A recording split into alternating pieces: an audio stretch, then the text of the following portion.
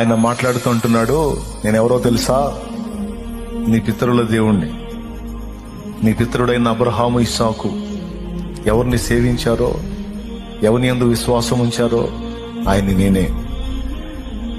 నేను నీకు తోడై ఉండి నీ సంతానాన్ని ఆశీర్వదించి ఈ దేశమును నీకును నీ సంతానమునకును నేను అనుగ్రహిస్తాను.